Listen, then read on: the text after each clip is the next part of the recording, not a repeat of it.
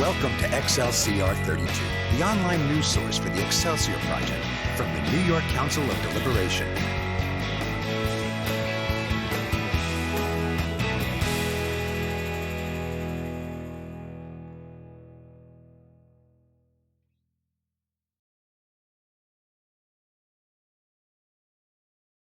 Welcome, my brothers, to Excelsior 32, the online news source for the Excelsior Project from the New York Council of Deliberation, Ancient Accepted Scottish Rite, Northern Masonic Jurisdiction. The experiences, comments, opinions, and views shared on this program are those of the individual Freemasons and do not reflect the official position of any Grand Lodge, Concordant, or appendant body. Tonight, we are lucky to have two presenters with us. Brother Andrew O. Roberts is a fourth-generation Mason and served as the youngest master of Oriental Faxton Lodge number 224 in 2016. He began his journey in the Masonic family as a member of the Order of Demolay, where he served as State Master Counselor in 2009 to 10. He is currently a trustee of the Chancellor Robert R. Livingston Library of the Grand Lodge and vice chairman of the Grand Lodge Masonic Youth Committee in the Grand Lodge of New York. He's a member of the Valley of Utica, becoming its first Hauts Grades academic less than a year after joining the Rite. He currently serves as a reviewer for Level 2 and Level 3 of the Academy. He received his education at Utica University, American College of Education, and the Massachusetts College of Liberal Arts. Professionally, Brother Roberts is the Social Studies Department Chair for Newark Valley Central School District and is an educational specialist in social studies for the New York State Education Department. He and his lovely wife, Mickey, reside in Appalachian with their daughter, Sadie.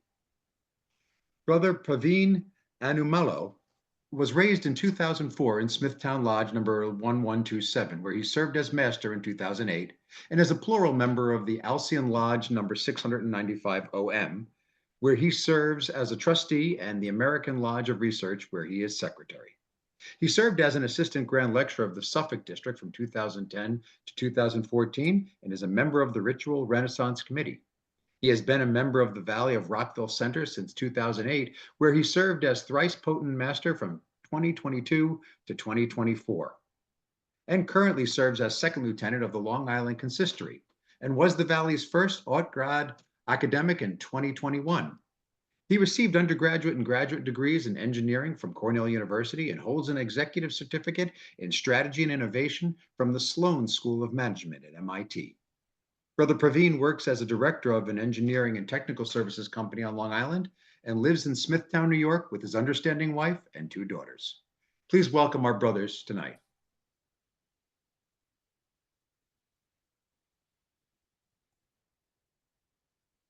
Thank you so much, Andrew. You're there, and I do want to also, if Andrew's not going to say something, he is kind of under the weather with COVID, so we do appreciate his contributions. This was great working with him on this presentation. So the title of this presentation, the Hauts Grades Academy, the HGA Dare to Know. So if we go to the next slide. So one thing with the Hauts Grades Academy, that's the pronunciation. It's Hauts Grades. It is French, much like the Scottish Rite. This is a program designed to promote the education, knowledge, and engagement of the Northern Masonic jurisdiction through in-depth study and reflection on our 29 degrees. And the Scottish Rite was known as the Hauts Grades in its early beginnings. Andrew, would you have anything to add to that? So this is a formalized mission statement from the Academy, yeah. But the biggest thing I think is every brother, regardless of their opinion, should potentially consider the Academy. It's very easy for somebody to shrug it off saying they don't have the time to do it. But from the reviewer's perspective, I believe we're very accommodating to people's schedules. We're a volunteer basis from the reviewer perspective. Therefore, we're giving up our time, so we appreciate and respect the brothers for the time that they give. But it really will help any brother in their basic Masonic understanding, especially at level 1, which I know Praveen will go forth on on the next slide, Rick. Absolutely. And the symbol in the bottom right is the symbol of the Hauts Grades Academy, the double-headed eagle, as you know, on some books, which you'll see in the jewel and also in the lapel pin that Hauts Grades academics wear. So we put a slide, like many things in the Scottish Rite, there's a Latin motto, and that alludes to the title of this presentation, Superiorite, which is, in a loose translation of that, dare to discover. It is also shared with many institutions of higher learning. Perhaps Andrew, you have something to add on that? Yeah. So the biggest thing is, at least as far as I'm concerned with the Academy, is it's all about daring to know the next step. Yeah. It's really easy to sit through, especially the video degrees or Thursday night, right? But not necessarily understand what you're saying. So the delving into the 29 degrees, including there's another portion you have to do with the Academy about the history of Scottish Rite Masonry in the Northern Masonic jurisdiction. Daring to know what's there is you're getting the most out of your membership. It's not just it's not passive membership, but it's more active learning. And I think all brothers could benefit from that. Absolutely. So couple goals in this presentation is it's an understanding of the basic structure of the Hauts Grades Academy. Here where Andrew will be awesome is insight into the review process in there, because that's been something that I've had feedback that there's been wondering about, and that any member of the Scottish Rite with a focused and dedicated effort should be able to successfully complete the Hauts Grades Academy. I'd also say that it should be a something that those who are not in HGA should be very much encouraged to participate. That's the thing. Andrew, anything?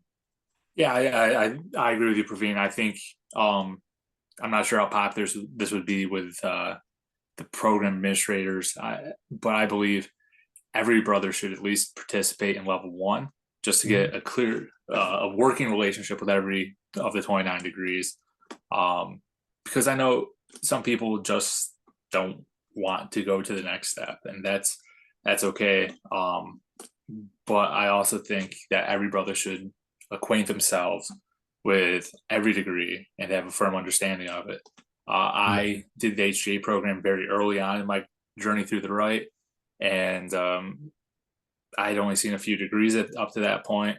And so this allowed me to really get a full appreciation of it. And when you're reading through everything, including the history of the degree, which we'll cover a little bit more later, you get a more full appreciation of what it is to be a Scottish Rite Mason.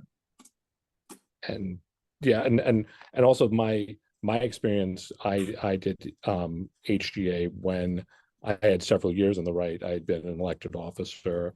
I had seen nearly every degree multiple times, and you still get more out of it. Like you're getting that value of learning something that you didn't know before, and then also being able to apply it in your life. So we want to address common misconceptions with the program. Some people think this is only a college graduate only program because of the stringent amount of work. But I know personally from working with a brother from my own valley, he joined the Marine Corps right out of high school. Had no real education when it came to writing at the collegiate level. He was just he wrote it, but he was never a college graduate. Also, a lot of people think this program sets unrealistic expectations for brothers. There's an HGA Facebook page that some brothers have discussed where they think we set the bar too high. But the big concept there is we kind of say these are the ground rules, meet the ground rules, and then go from there. Some people think that the reviewers don't agree with their opinions per se on an essay or a paper. That's that's completely false. The biggest issue with any papers is just doesn't meet the necessary qualifications. The programs, a lot of people think the program's only for Masonic researchers, which is definitely not the case. You don't have to be a Masonic academic to become a member of the HGA. And a reviewer doesn't like me. Brothers, I've helped 37 brothers through the academy thus far in my year as a reviewer.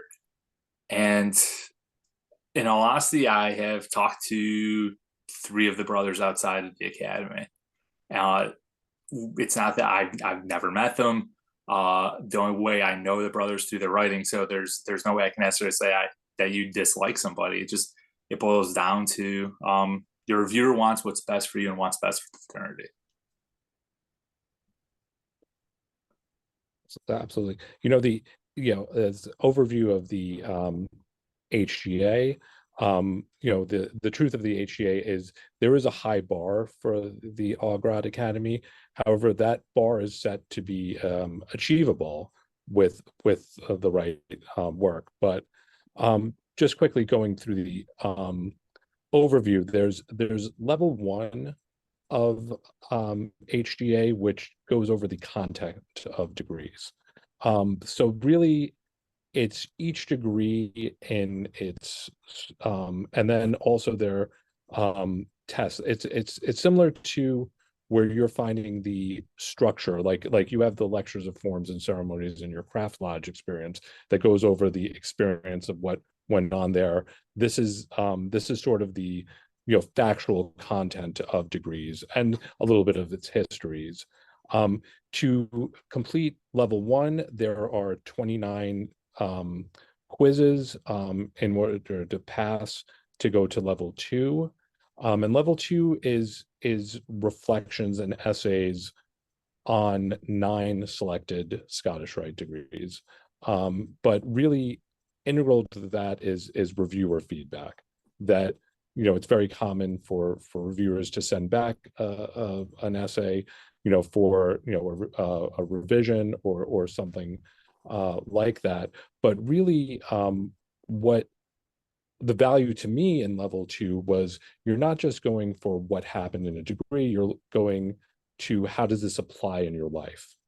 And the lens of a lot of level 2 is the core values of Scottish Rite, but also how I applied it. And then also, so to complete level 2, you have 9 acceptable essays to the team of reviewers, and then you go to level 3, where there is a paper on a Scottish Rite topic.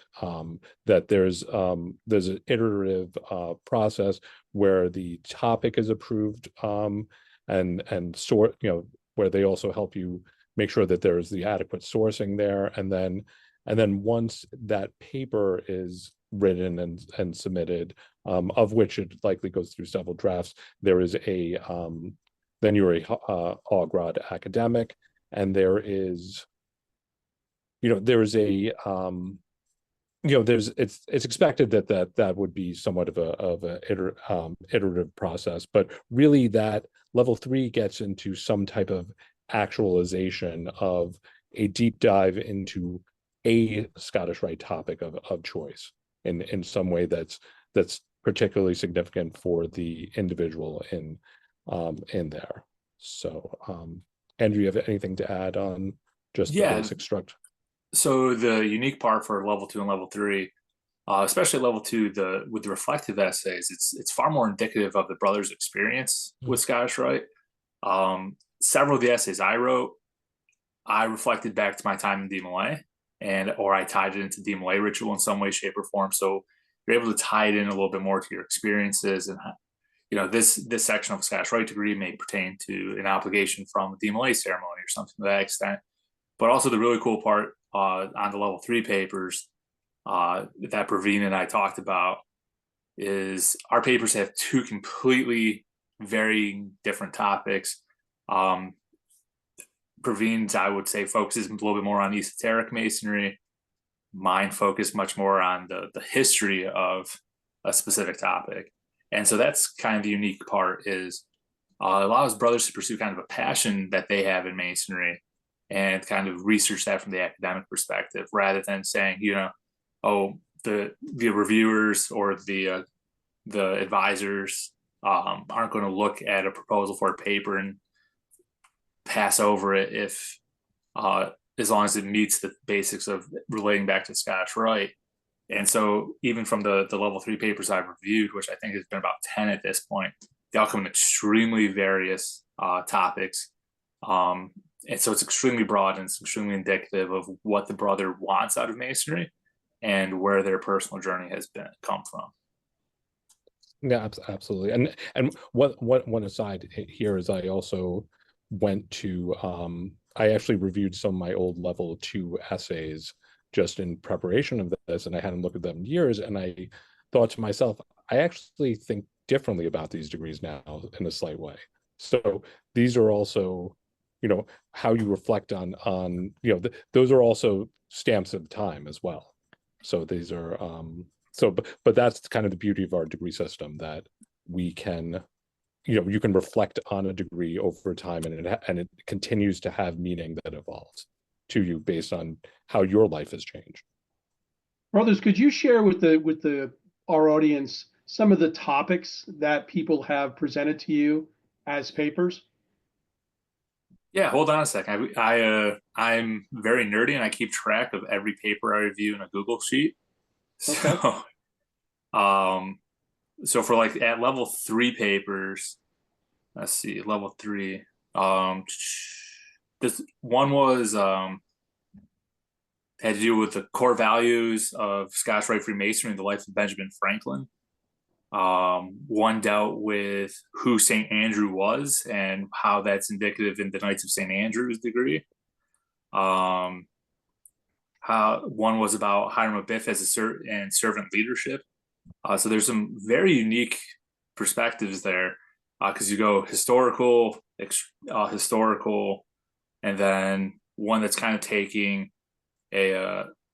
someone that we're all familiar with, but then applying it to using our degrees from the Craft Lodge and also from Scottish Rite, and kind of looping it into how was he a servant leader as composed to other models of leadership.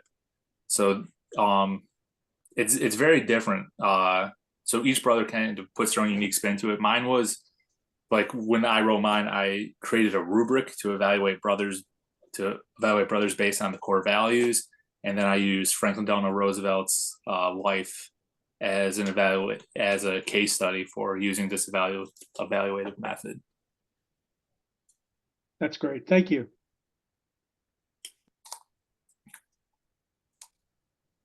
So Rick, if we want to move on to the next. Yeah. So everything that's done via HGA is in a thing called Sky Prep. It's a user interface.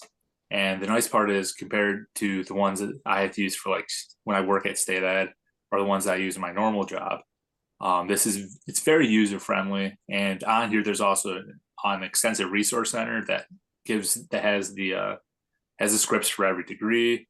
It has a description of all the core values, historical resources, writing resources, a member guide, a style guide. And once you reach level 3, there's also a deposit or database of previous level 3 papers that had been passed already.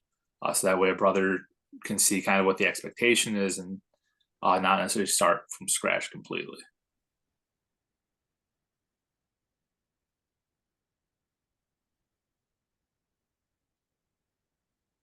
Okay, so just a kind of deeper look at what level 1 involves. So level 1 concerns the ritual and the structure of each degree ritual. And so you have the scripts for the degrees can be reviewed within the Sky Prep portal. And then after, you can review the script, and after the script, you can take a short multiple choice quiz, and that's automatically graded through the Sky Prep interface. And then then you pass that degree level, and then after the 29 are finished, you're finished with level 1. I did want to also, just because there's some brothers who have never seen a degree script before. You know, I had seen them before I participated in degrees. This is kind of the cover page for the 16th degree.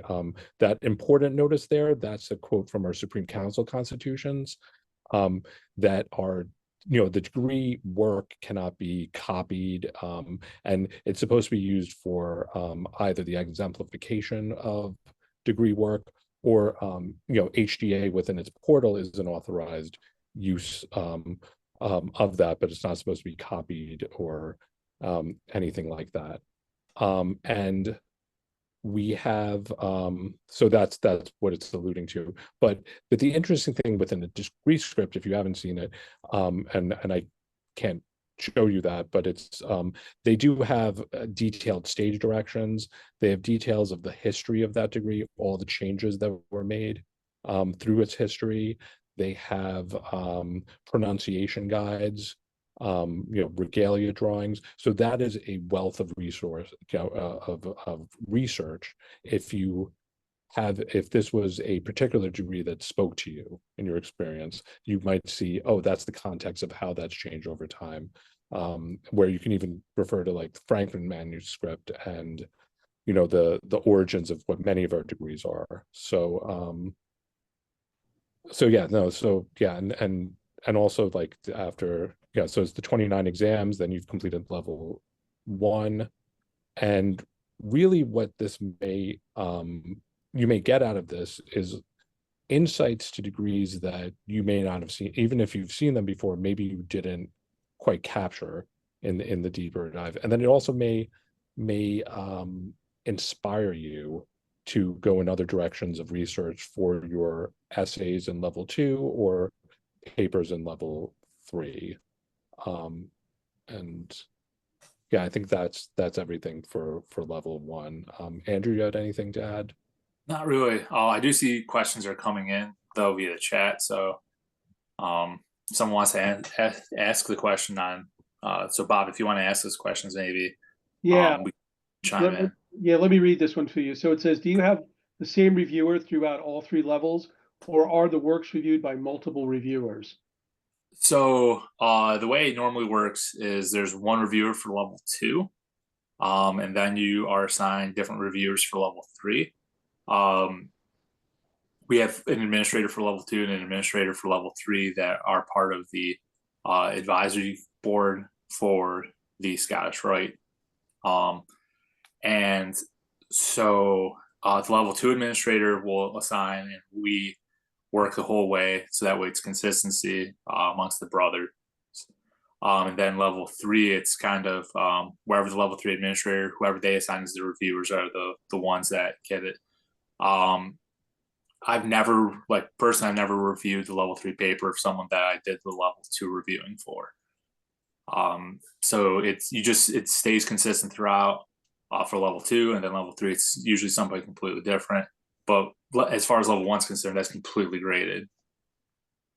Gotcha. Another question is, does anyone ever change their level 3 topic if they find too many dead ends for research? So on the level, when you're submitting your level 3 topic, one of the issues that you're asked 3 questions is: 1, have you read through all the process for it? 2, have you done a literature review on that said topic? And then 3, you provide what the actual topic is and your justification for it.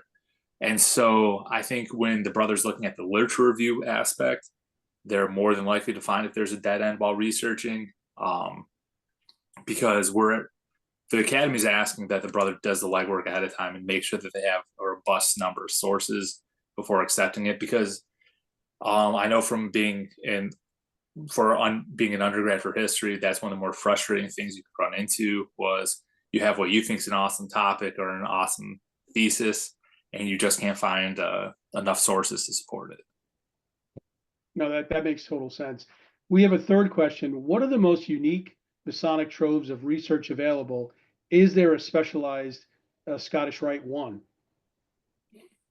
Well, we have the museum and library, which is a wealth of information involving Northern jurisdiction. Sure. Those of us in New York, we have the Livingston Library, which has a lot of information there. And I will say, for brothers that live upstate and aren't necessarily in direct vicinity of the actual New York City branch of the Livingston Library, the Odilo app, which is available for any brother, is you can access the library's e-catalog, and you have access to 3 books that you can keep on your bookshelf at all times for about a month, and then you just have to recheck out the title.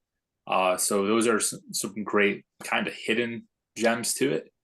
But yeah, the Northern Masonic jurisdiction benefits from having an extensive library, and we in New York benefit from having the Livingston Library, and that's a shameless plug. No, absolutely. I actually just found out yesterday I'm on the Library and Museums Committee. So congratulations. Absolutely, yeah, which I found out through a mass email, and which was very exciting. But also I found from experience, a lot of older sources are out of print, and that's finding either a copy that may be in disrepair of a 150-plus-year-old book, or someone who has digitized it. And often college libraries have a lot of things like that may be hidden if you have access to that. Thank you. Those are great answers. Thank you.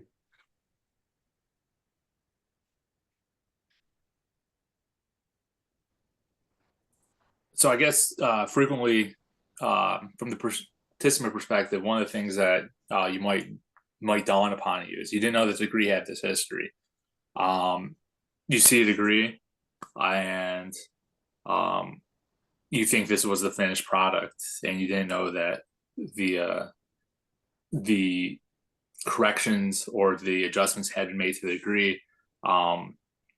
Thinking of like the Prince of Libanus degree, if you look at the history of it compared to what it is now, where it seems to be a much more modern degree, it is kind of nice because it also shows that our jurisdiction is willing to change with the times. As I don't know if anybody has done the virtual reunion for the Southern Masonic jurisdiction. Their degrees are still very much rooted in what Albert Pike wrote. So it's kind of nice to see that our Supreme Council is willing to modernize the degrees, but still keep the same teachings and core values in place, but try to put it in a more into a reference point more easily attained by our brothers. You can learn something new about every degree. And you don't really know about the costuming. I mean, we're in a very contemporary society that your value may perform to degrees in tuxedo, or they might not even have the costuming for, or the costume they do have was from the 1920s and was made for brothers of the physique of the 1920s and not brothers of the physique of 2024. I found that many times I felt like Hulk Hogan putting on some degree costumes but also there needs to be, you need to carve out a little niche of time in order to actually sit down, read the degrees, and take the quizzes. Printing is not allowed in from the degrees via SkyPrep, so you have to sit down and read through every one of them online. So you need to carve out a little bit of time there because it's not quite easily to bookmark that and go from there. I got another question for you. It says, I noticed the disclosure that successful completion of level 2 does not guarantee acceptance into level 3. Is there a high student discharge rate at that transition point? I haven't seen it from the back end. For the most part, it's a brother might have their level 3 topic rejected once or twice, and some brothers just get disenfranchised from that. But at no point are the reviewers ever going to kind of kick a brother to the curb. We're very willing to work with brothers if they have questions or concerns. With one brother, he was having some difficulties completing level 3, and I think I did 4 or 5 draft revisions with him before we resubmitted it because he was running into the issue of he was just hitting a wall and he didn't know where to go. So having someone to help provide kind of a direction is kind of what some brothers might need. I've never really seen a brother just get turned away from level 3 unless I really can't think of a reason why that would happen unless there's a brother goes past a year from completing level 2 to even submitting something to level 3. Awesome. Thank you.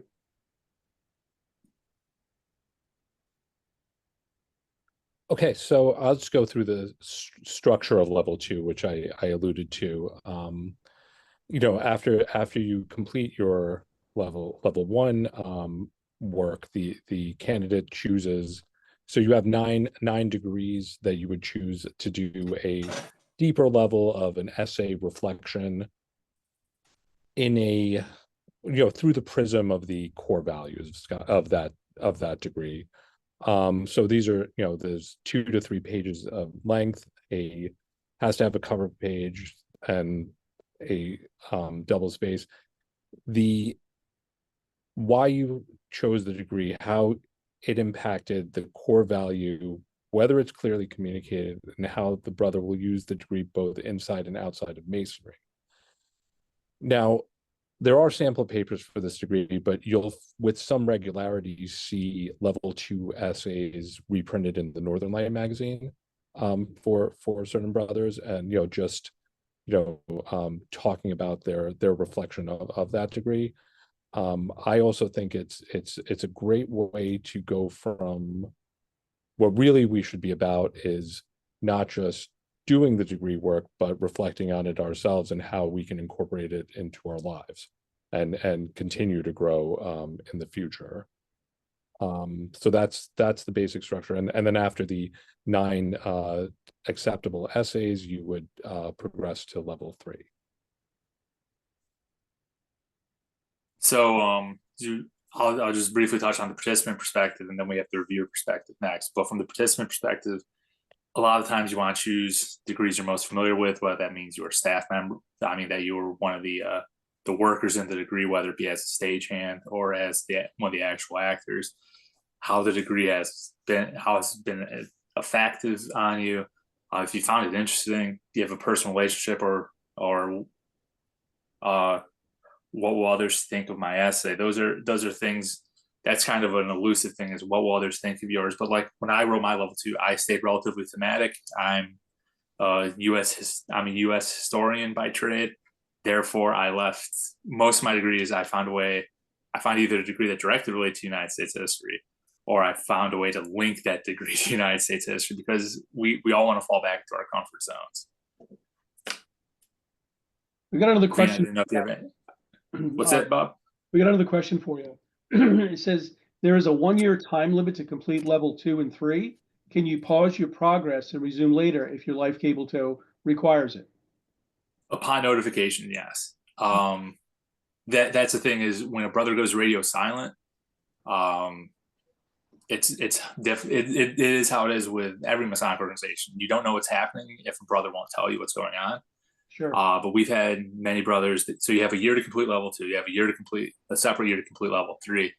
But if we notice that you're approaching close to that year anyhow, the reviewers will reach out. One of the program administrators will reach out and say, hey, you're reaching the year minimum. Is there anything we can do to help? And usually it boils down to, if the brother has something going on, if they just send an email to the HGA email address, somebody from the team will reach out and say, hey, that's fine. Just let us know if and when you're ready to resume. But more than anything, it's just part of it has to be the initiative of the brother. But we have also granted time extensions where it's, I'm having a hard time getting a book in place or something like that to use.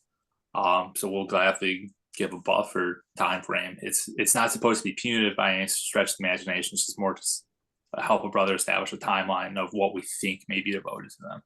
Sure, makes total sense. And here we have, like, with reviewers, like, it's you can totally yell at the level 1 reviewers because that's a computer algorithm that will grade multiple choice tests. But the reviewers for level 2 and 3 are, they're volunteers. The cross section of membership, throughout the Northern Masonic jurisdiction. diverse, and HGA graduates themselves. There are brothers like Andrew, who is been doing, who's been reviewing, and they're also have all the demands of, not just their Masonic lives, but their actual lives as well. And to know that to do the due diligence of reviewing a level 2 or level 3 paper, that takes some time, but they also need to, they also need to, they're also volunteers at this. So I think that's important to always think about if you're in HGA, that it's an actual brother within the jurisdiction that's volunteering to review this work. Yeah, I really can't hammer home enough from the unique cross section perspective. I know last season on Excelsior we had brother Seth Anthony from Pennsylvania present, and then some of the reviewers, one multiple states and jurisdiction are represented, but two just multiple levels of academic accomplishment. There's a brother from the Valley of Rochester that's a level 3 reviewer, and he has a PhD in psychology. And then you have little me, who's Mr. Education. So it's very diverse. But again, we're all volunteers. It's all because of our love for the right that we do what we do. But from the review perspective, most brothers will have multiple level 2 papers sent back. It's nothing against you as a brother or your thought process. But papers should never be a summary of the degree. They should look at the various facets of the degree, the core values, the lessons from Masonry and lessons that can be used outside of Masonry, etc. How you can tie the degree into your life. Like I said previously, a lot of my level 2 papers were kind of anchored on my DMLA experience, or I would use something from Blue Lodge or even something from Royal Arch, because there's similarities there. Writers need to keep in mind, though, that core values, and if they're clearly communicated, should be a very heavy emphasis on the paper.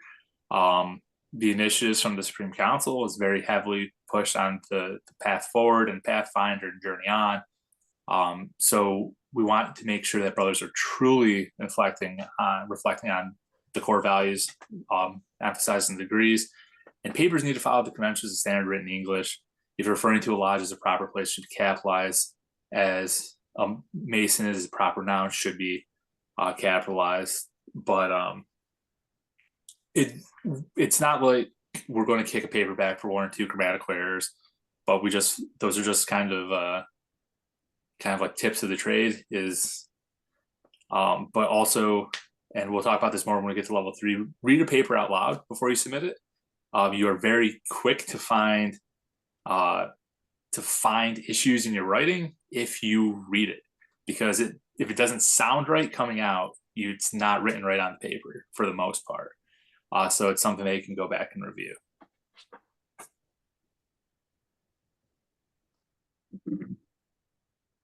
So, back to, level 3 of HGA. So after you do those 9 essays that are accepted, a candidate selects a Scottish Rite topic, and after it's approved, so there's an iterative process. First, you're in level 3, you have a topic you've selected, and maybe the process you have for that. You are submitting a proposal for that topic, perhaps with an outline of how you're going to present that topic, and also what are some potential sources. And there's a list of successful level 3 papers on SkyPrep that wasn't really developed when I was going through the program, because there weren't as many graduates then. But also part of that initial step is also so the individual in level 3 is successful, and the reviewers and those who are reading this, at least with me, were very helpful with feedback, like asking questions about sources. Can you really write enough about this? And where, and where are you going to get your and where you're getting your sources, which are all very valid questions. I think all intended to help get the best paper possible. We have another couple of questions. How often has a candidate at level 3 not been able to get his approval / agreement for his essay? If so, why? Usually, the topic, I've only seen it kicked back. Probably a brother usually gets kicked back maybe once or twice for the review, but that's usually because one, they're not tying the topic back to the Scottish Rite in some way, shape, or form, or two, when asked, is there quote unquote enough information out there to write a coherent paper on it? They say, yeah, there's like 3 or 4 sources on it, and that's not enough. Right.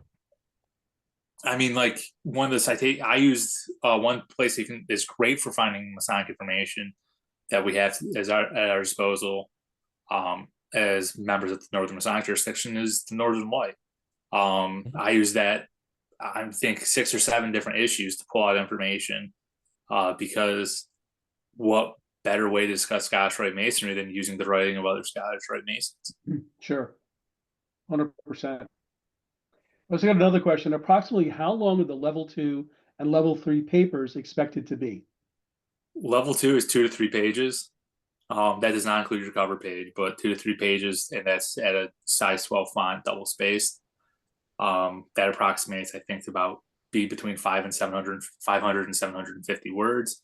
Sure. The level 3 paper, we usually shoot for at least a 10-page minimum of written material. Some brothers go much further. There's an official word count that we give. I think it's 12,000 words.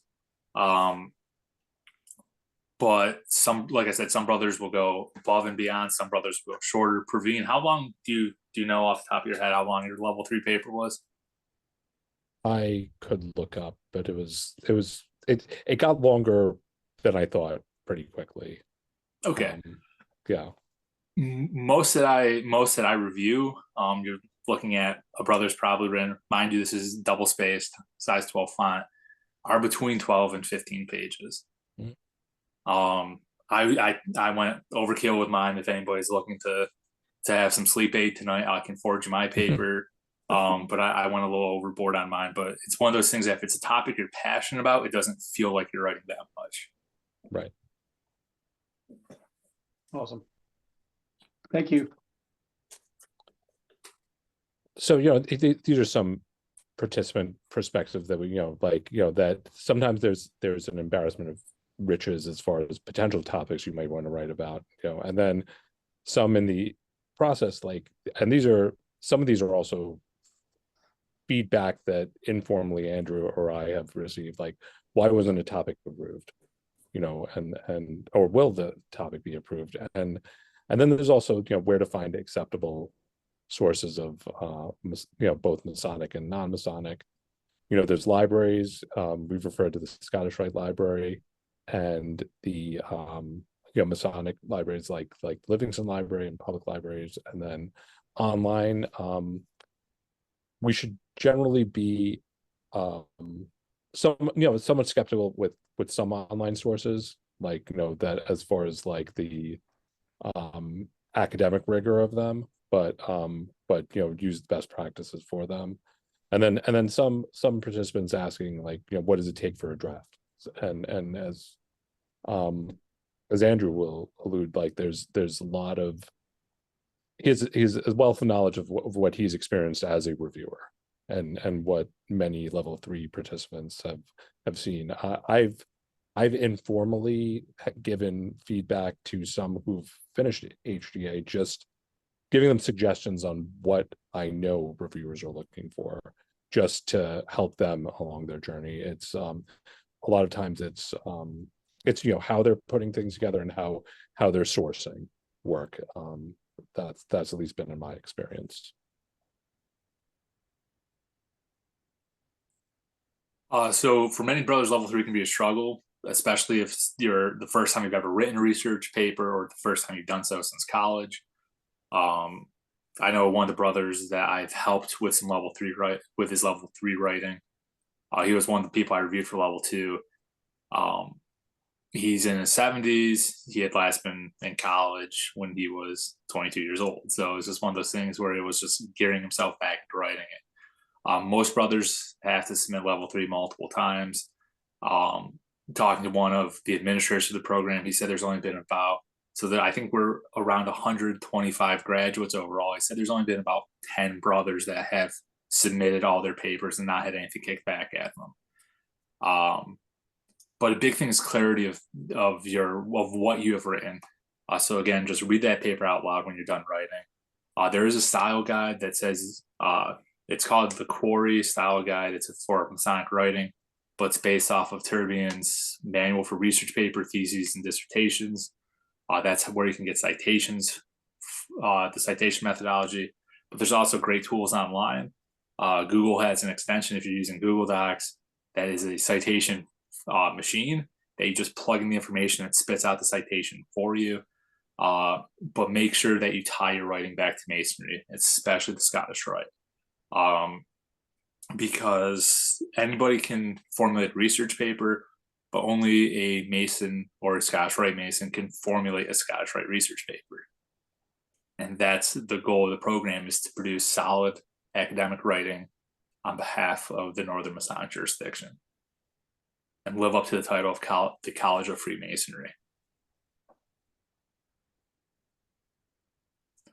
So the style guide, footnotes and endnotes need to be employed at all times in citing. Most brothers, especially if you went to college, depends on your major, has a lot of people do in-text citations. That's just a no-go for us. You have to follow the basic formula for Masonic etiquette for writing. You should feature Masonic and non-Masonic sources. Again, the Northern Light, great place to get information from. Empire State Mason, Livingston Library, using the Odillo app or hard copies. And one thing that always pops up is people love using abbreviations in their writing, but you have to introduce the term in its full form before you abbreviate. A lot of people, we know the abbreviation AASR, but we have to introduce it first as the Ancient Accepted Scottish Rite, and then put AASR next to it in parentheses. So that way, whenever you're going to be using it as abbreviation, the reviewer can go back and refer to what that abbreviation is. I had a brother one time abbreviate the name of one of the authors because it was a bizarre French author that had like 15 names.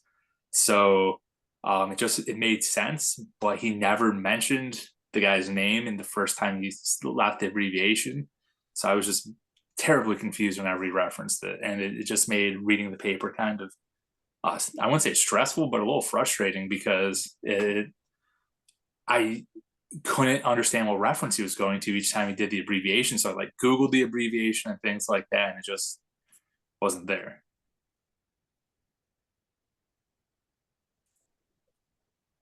And Praveen was very gracious to put a picture of myself getting my HGA jewel as one of the graphics.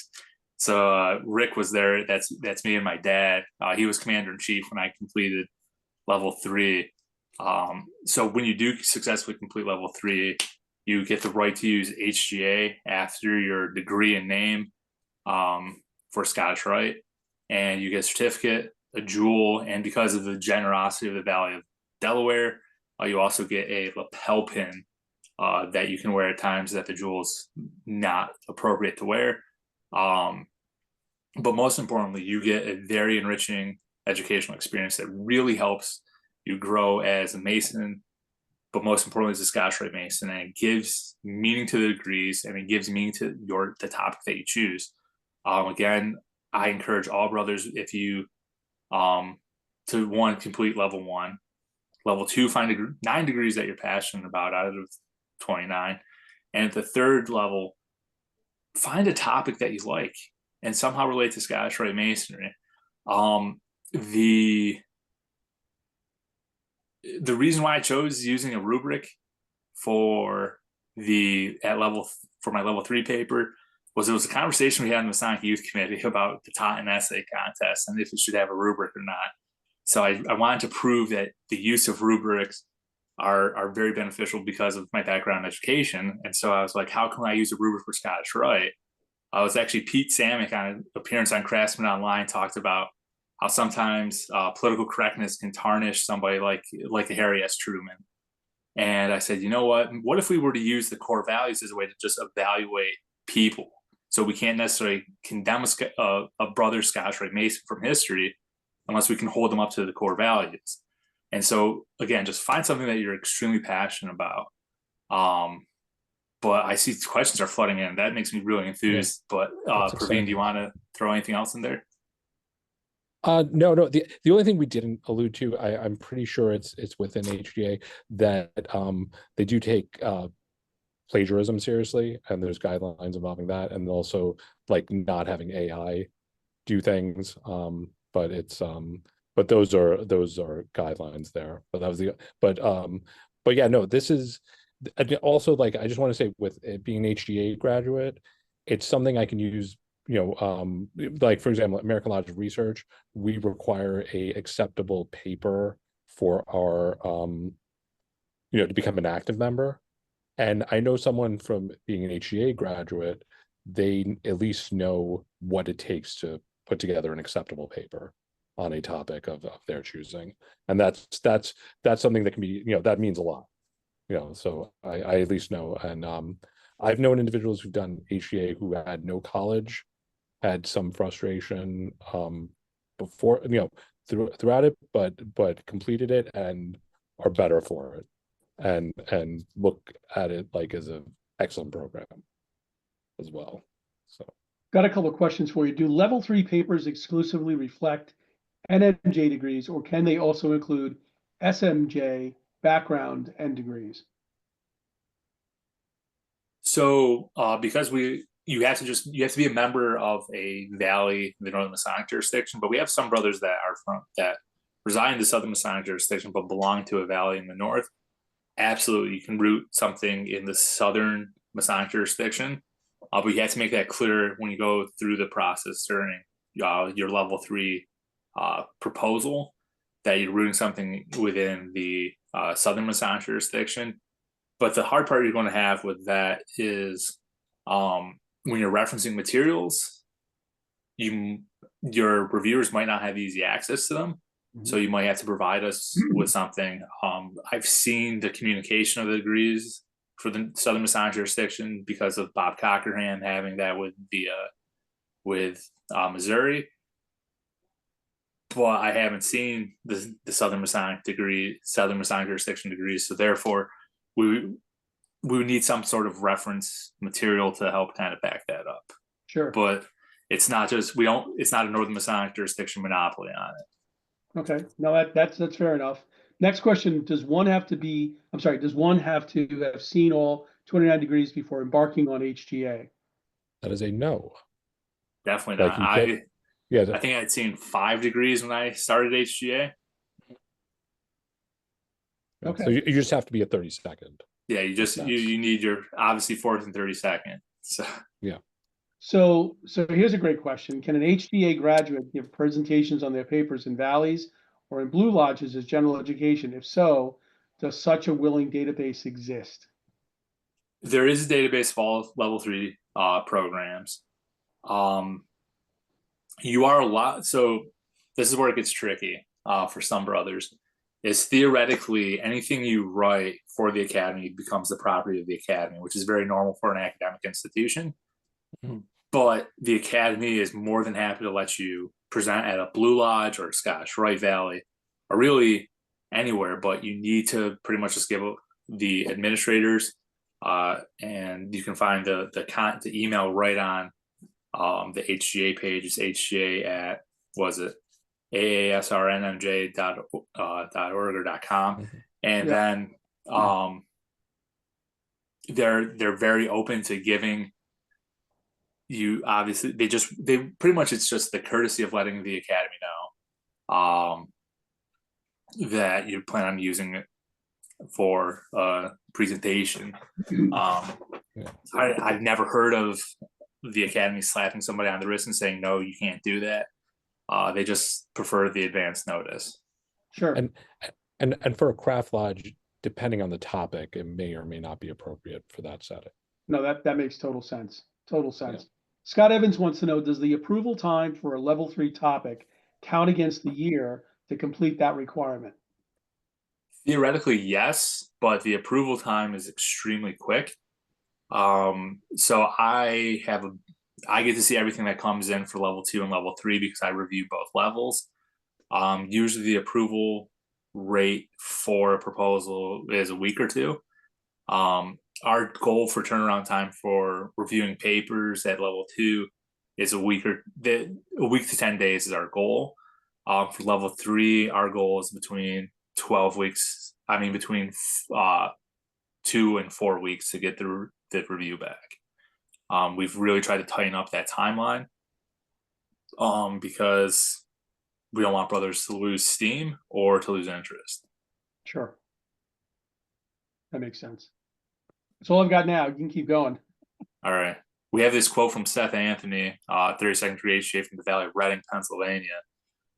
He says, as I progressed through the levels, I found a deeper meaning to my Masonic experience. While the final project was challenging, it was well worth the effort that I put into it because I was able to expand my knowledge in an area of personal interest. And I think that's the biggest thing you can take away from level 3 is you get to expand your knowledge based on something you're really interested. I think my wife was a little upset with the number of books that came in for my level 3 paper, but it was one of those things that I found a great website. If anybody needs it, it's called thriftbooks.com. And I was ordering books. They're predominantly books that libraries are taking out of circulation. But I was ordering books and it was a relatively reasonable price, but I was able to get them in and I was able to write in them, things like that. And so a topic that I had passion about, I really got to know quite a bit about. And so that's one that's enjoyable, but it also helps to kind of, because I was newer to the Rite when I did it, it also helped me grow as a Scottish Rite Mason. And the next class, if any of you want to join the waiting list, is January 8th, 2025. It's January, May, and September that we do new classes. But we haven't announced the May launch date or obviously September launch date for next year. But January 8th is the next time you can start brand new at level 1. Awesome. And I think these are just the format slides that you sent us, Rick. But if there's any questions, or Praveen, if there's anything you want to emphasize, I'm more than happy to. Brothers, if you want to, why don't you open up your video and we can jump from the chat and just ask questions live. Okay. And actually, brothers, I've got a few questions. Actually, you answered several of them while we were progressing through here.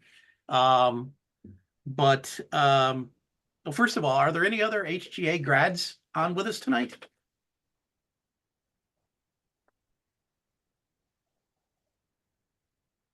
Okay, nobody's jumping up.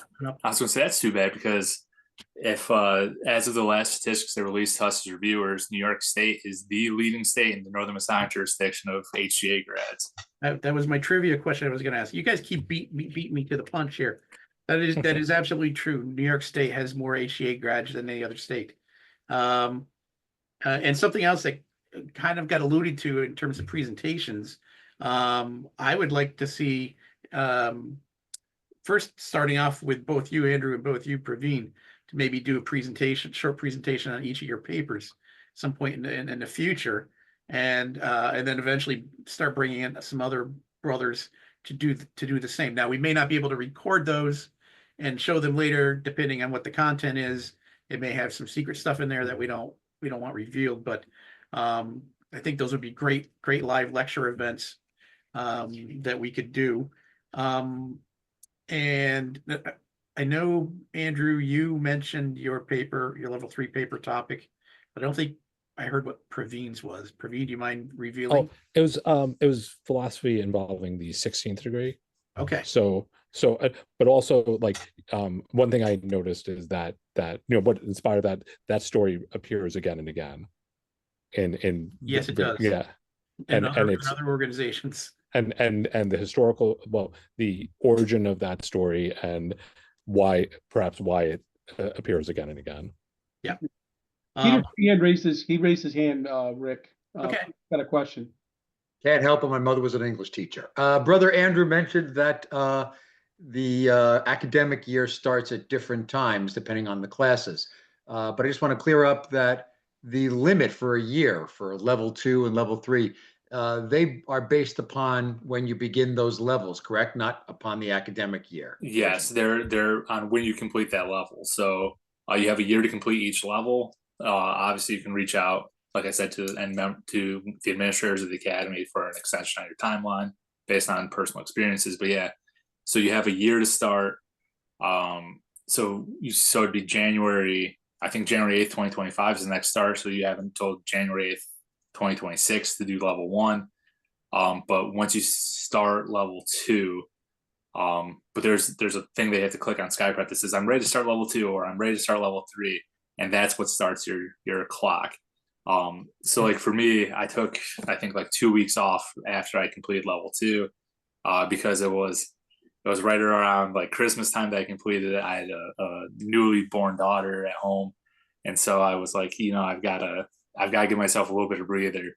And then once the holidays were over, it was back to the grindstone because I really wanted Pete Samick's name on my certificate. And you got it, right? I did. I completed. I started the academy in September and completed it in April. So very good. So you just mentioned something that I was going to ask about. So I was probably in the first class. I made it through level 1, no problem. That was the easy part. And believe it or not, I think level 3 for me would be an easier level than level 2.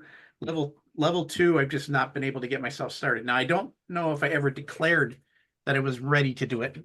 I think I also became an active member of Supreme Council around the same time, and I've been involved with other stuff since.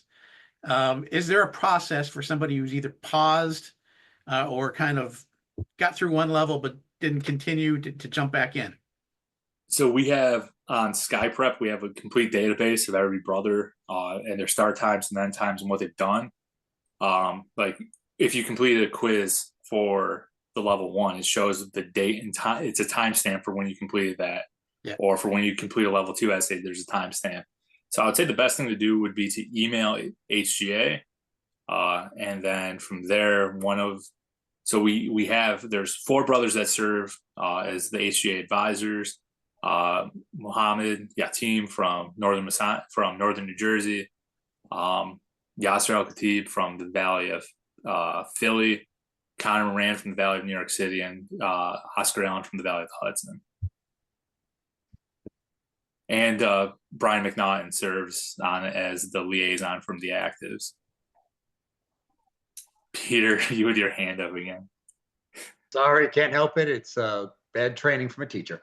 So besides the reviewer who looks at your level 2 or level 3 papers, is there also a group of, say, HGA mentors that are maybe not so connected to your specific thing you're writing about, but you're looking for maybe some guidance on the process, and maybe they're a little bit less connected to your exact topic? Does that exist?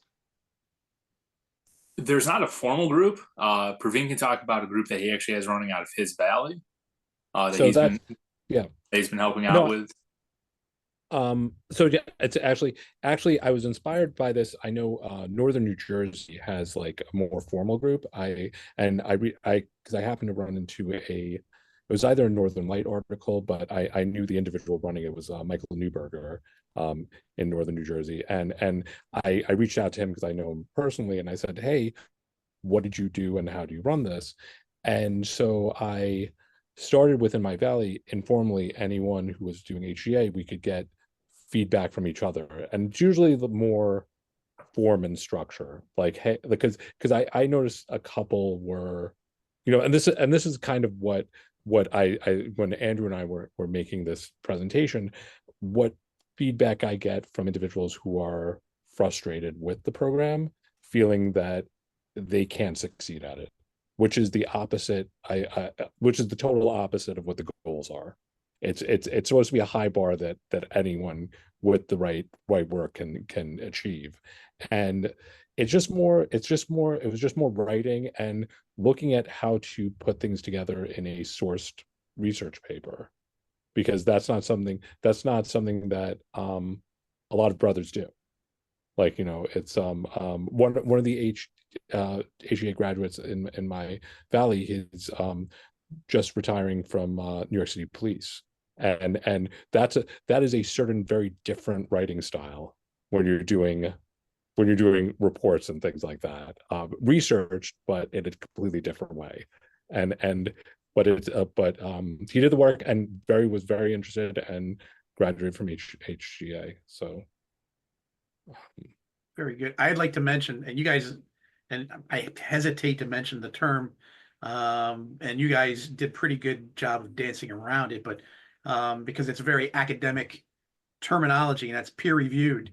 And as a librarian, in fact, today I was teaching, information literacy classes. We talk about the peer review process, and essentially what that is, somebody does research, they gather up all their research, they write it up into a paper, and then they present it typically to a peer reviewed journal, which is a journal that is for a particular academic subject area. And then before it's accepted in those journals, it's reviewed by their peers, people who have a background in that area. And very often, I like to stress this, and it's very important here too, the first draft doesn't get accepted most of the time. And it gets sent back for, revisions and explanations and this, that, and the other thing. But once it has been accepted and finished, it's been accepted, it's been reviewed by your peers. And that's essentially what you guys are doing when you write it and you have a person reviewing this, is that's being peer reviewed. So to a certain extent, and while I hesitate to say this is very academic, but in a sense it is, you guys are producing, really good quality material this way. And as I said, for Masons, make good men better, and this is just another aspect of that. So I commend anybody who's gone through through level 3, and kudos, and I look forward to reading these. I'd love to see a published volume every year or every couple of years of some of these, like the Southern jurisdiction has a Scottish Rite Research Society with papers like that, but from our HGA classes, that'd be great. We're currently on the works of that. Everything that we do obviously needs Supreme Council approval, and so I think that's potentially our next step. And it's also then relying on the reviewers to kind of source which papers. We already have a Google Drive that we source papers into, where it's like, this is a really exceptional take on the 25th degree. So that goes up there, and the reviewer kind of puts a brief synopsis as to why they think that's exceptional, and what makes it unique compared to other papers that they've read. That's very good. So anybody have any other questions? And there's nothing in the chat, sir. Nope. Okay. I've got one announcement. Well, first of all, Andrew and Praveen, thank you very much for this. I think this is going to be one of our videos once we put it up.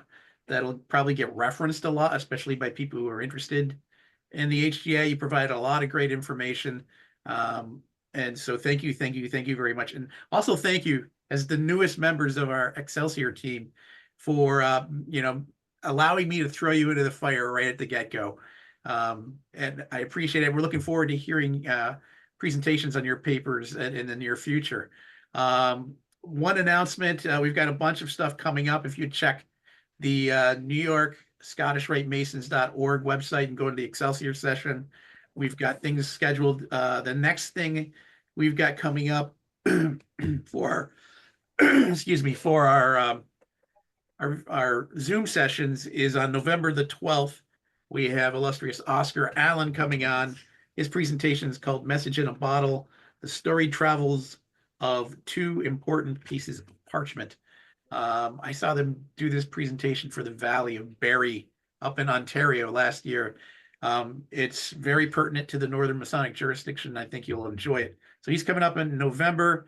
In January, we will have a quick rollout of the Rite Guide from Brother Bob, and we'll give you a Maxwell update. There's a lot going down on the Maxwell leadership stuff. Keep an eye out for that. We're going to be adding a section onto the Excelsior page 2 on the New York Council Deliberation website. In March, we've got a brother from the I guess I can say the Valley of Michigan, because there's only one valley, coming in to talk about their program, the Brothers of the Rite. So I think that's going to be a very good program for you guys to check out. If you're interested in finding out what it is before then, do a Google search. Before we wrap up tonight, we have our deputy here, illustrious G. Michael Morris. Hi, Mike. Hello there. Like to say something for us? I certainly would. First of all, Andrew and Praveen, excellent presentation this evening. I think you conveyed a lot of information that people had on their minds, and was very well done. And I too want to congratulate you on joining the Excelsior team. We've got a lot of good things going in New York, and great to have you participate in that group as well, and keep it going. So very good. So thank you. All right. Thanks, Mike. If there's nothing else, we'll see you again in 2 months. Brother Peter, do you want to take us out of here? Thanks for spending time with Excelsior 32. The experiences, comments, opinions, and views shared on this program are those of individual Freemasons and do not reflect the official position of any Grand Lodge, Concordant, or Pendant body. Until we meet again, keep on reaching higher.